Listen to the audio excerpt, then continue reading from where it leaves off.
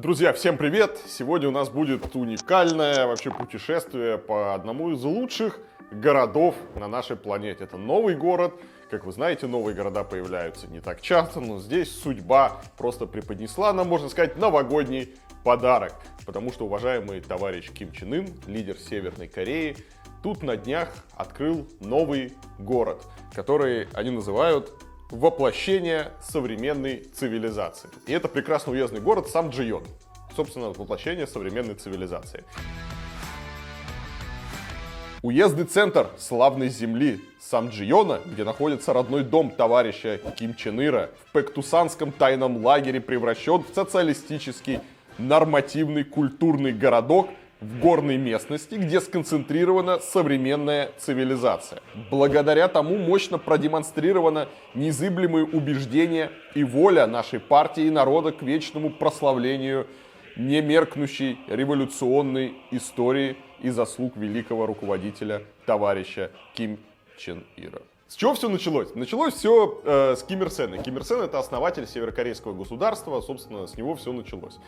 После него был Ким Чен Ир. Ким Чен Ира, я думаю, многие из вас помнят, он умер в 2011 году. И, собственно, вот после Ким Чен Ира уже пришел Ким Чен Ын, его, собственно, сын.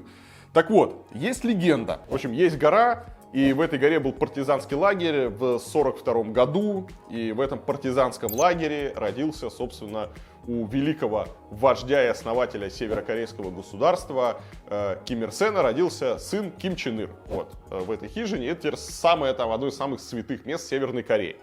Пишут, что даже вот на тот момент во время рождения появилась двойная радуга и звезда яркая. В общем, но есть еще советские и китайские документы, которые говорят, что родился он не в 1942 году, а в феврале 1941 года. И родился он немножко более прозаично в селе Вятское в Хабаровском крае. И при рождении он вообще назвали его Юрием. Вот, и детство он провел это в селе Вятское, где, собственно, и была расположена 88-я отдельная стрелковая бригада. Это было небольшое отступление относительно Ким Чен Ира, и почему вообще этот город, и почему это место священно. Под встречный марш уважаемый высший руководитель Ким Чен Ын вышел на место церемонии. Кучу военных, вот все ждут, и такой длинный стол. Что интересно, обратите внимание, только Ким Чен Ын сидит без шапки. Какие-то маленькие детали. Ну и здесь у нас есть такой кадр, где мы можем все-таки посмотреть на радующих, на счастливых северных корейцев, которых пригласили, у которых была великая честь присутствовать на празднике в честь завершения строительства этого города. У них бумажные вот эти вот цветы, как на советской демонстрации, у них флаги, и они счастливы. Город земной рай народа. И, собственно, нам показывают, как уважаемый высший руководитель, товарищ Ким Чен Ын, перерезает красную ленточку. Очень здорово. Моднейший просто черный кожаный плащ. Стоит заметить, если раньше, когда был Ким Чен Ир, и когда Ким Чен Ир ходил, у него была такая куртка серая, и все вокруг тоже ходили в этих куртках. Ким Чен Ын, его сын, он одевается так более стильно, и он не позволяет вот всем этим членам политбюро копировать его стиль одежды, поэтому он такой один. Бурным возгласом «Ура!» запущены торжественные салюты и подняты воздушные шары, что украсили небо уездного центра Самджиона. Дальше начинаются, нам показывают танцы. Кстати, у женщин и мужчин одинаковая одежда. Все рады, я думаю, какая-то форма. Наверное, это те самые военные, кто строил. Потом нам показывают торжественный салют над городом. Больше всего мне, конечно, понравился вот следующий кадр с лыжниками. Казалось бы, причем здесь вообще лыжи? Интересно то, что если мы посмотрим на эту фотографию, то видно, что эти лыжники сюда пришли пешком, потому что никаких следов катания на этой горе на лыжах вообще нету. Да? То есть видно, что любой человек, кто катается на горных лыжах, он знает, что склон, по которому катается, он выглядит не так. Северокорейская пропаганда не доработала. Затем прошел строевой марш строителей дивизии 16 февраля, созидателей чудес и подвигов в строительстве уездного центра Самджиона. Ну что, я теперь предлагаю не отвлекаться на красивые сообщения телеграфного агентства Северной Кореи, а посмотреть, собственно, что же за рай на земле построила вот эта вот строительная бригада 16 февраля что вообще они воздвигли, действительно ли это лучший город на Земле.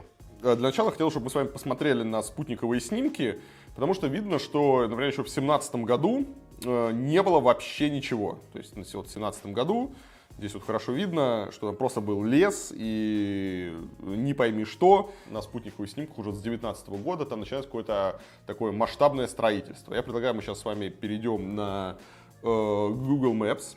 Все это находится на границе с Китаем.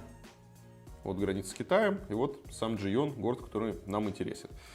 И здесь есть несколько частей. Значит, есть вот старая часть, она вот эта вот старая часть города, которая была вот застроена, вот этот стадион, он есть на многих фотографиях, есть какие-то вот эти вот одиночные домики, это такая вот эта старая часть города. А вот, собственно, новая часть, которая появилась. Есть вот эта вот главная улица, есть железнодорожный вокзал, так вот он выглядит, вот железнодорожный вокзал у нас. И вот хорошо видно, что здесь полностью везде идет стройка. То есть везде вот кладут там асфальт на эти вот дорожки, какие-то вот кучу техники.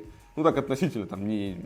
Вот что здесь можно разглядеть, и видно, что вот гостиница строится. Прям вот повсюду идет стройка. Но основной город по площади, он здесь существовал уже много лет, потому что это горнолыжный курорт, то есть это такой новый город относительно.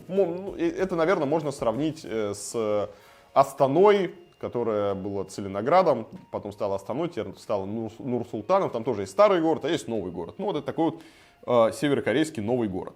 Давайте внимательно посмотрим на фотографии и что здесь видно и в чем здесь проблемы. Ну, смотрите, первая проблема, что, конечно же, это сложно назвать городом. Они пишут, что они построили 450 новых зданий и хотят туда заселить 4000 семей. В семье у нас будет там по 2,5 человека. Ну хорошо, это будет 10 тысяч. Ну пусть это будут многодетные семьи, это будет 15 тысяч населения. Но 15 тысяч это такой город с очень большой натяжкой. То есть это нельзя сказать, что какой-то город. Проблема того, что вот мы с вами смотрим, здесь видно, что есть вот главная улица, и практически все дальше заканчивается. То есть за пределами этой главной улицы уже начинается такое малоэтажное строительство. Такие стоят вот трехэтажные какие-то маленькие домики, нет больше ничего. Следующая проблема, да, это то, что город очень рыхлый. Тут видно, что нету единого какого-то вот фронта фасадов домов, да, вот как мы привыкли идти. То есть здесь нету, все здания, они как-то спрятаны в глубине, постоянно куча каких-то пустырей. И мне сложно представить, что ты по этому городу будешь как-то гулять, хотя, наверное, не предполагается, что ты по этому городу будешь гулять, но если мы все-таки с вами представим, что мы туристы, мы разрешили по этому городу погулять, гулять здесь совершенно негде. То есть ходить между просто как-то хаотично расставленных домов, это такая вот, как микрорайонная застройка, когда нету четких границ, нету дворов, просто у тебя как-то хаотично в пространстве расставлены дома, между ними проложены какие-то тропинки, ты должен по этим тропинкам как-то ходить. Это немножко не тот город, в котором приятно находиться. Нам всем приятно гулять по какому-то такому плотному центру, где есть четкие улицы, где есть какой-то фронт фасадов, мы контактируем со зданиями, мы их рассматриваем. Нам хочется видеть разные здания, нам хочется видеть какое-то разнообразие. Нам не интересно идти просто по бесконечной улице, которая застроена просто бесконечными типовыми домами. И застройка такая, такая типичная, можно сказать, советская градостроительная школа, как все эти микрорайоны, когда их вот так в плане рисовали и расставляли все вот эти вот домики в каком-то случайном порядке. Следующее, что меня удивило, это то, что они, с одной стороны, претендуют на новый город, на новую, какой-то на рай на земле. При этом, с точки зрения архитектуры, тут нету вообще ни одного, сколь даже там немного значимого здания. Нет ни одной архитектурной доминанты. Понятно, что сюда не идет речь о том, чтобы сюда пригласить каких-нибудь великих архитекторов с каким-то известным именем, чтобы здесь какой-нибудь, не знаю, там, Рэм Колхас или Фостер или студия Захи Хадид построилась какой-то супер объект, да, как делают китайцы. Но можно было, я не знаю, хотя бы там своими силами поставить какую-нибудь, не знаю, супер башню или еще какую-нибудь штуку, не, золотую статую Ким Чен Ира. Чтобы это было какой-то там вау, да, какой-то вот символ. Когда мы закрываем глаза, да, у нас с чем-то город должен ассоциироваться. Мы, так, Москва, да, там, Кремль, Нью-Йорк, небоскребы Манхэттена, да, какой-нибудь там Empire State Building, Chrysler Building, там, Статуя Свободы. Париж, там, Эйфелева башня, Дубай, да, Бурдж-Халифа. Все, что касается, если мы с вами посмотрим на жилые районы, то тут вообще все очень грустно, я не вижу особо деревьев, ну, может быть, это потому, что фотографии были сняты зимой, может быть, деревья есть, они еще не выросли, но обратите внимание, насколько вообще бездарно спланирована территория.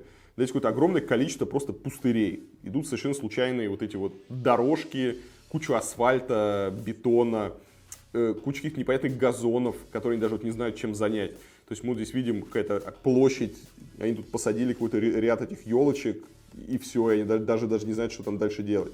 И такого на самом деле вот очень много. Они попытались вот в этом месте, где у нас вот какой-то тоже эти объем, видно там какая-то такая небольшая пешеходная зона, да, такая супер маленькая.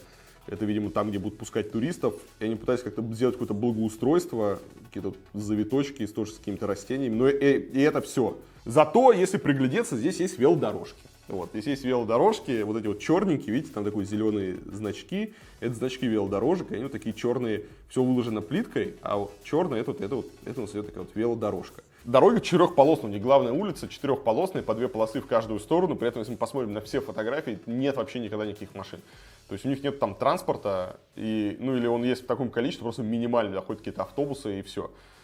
И зачем делать четырехполосную дорогу для города, в котором нету машин, непонятно. Это, кстати, первое, что бросается в глаза. Если мы с вами посмотрим на какую-нибудь фотографию, вид сверху, да, вот даже с открытия видно, что там стоит 5 машин, на которых, видимо, приехал Ким Чен Ын со своей свитой.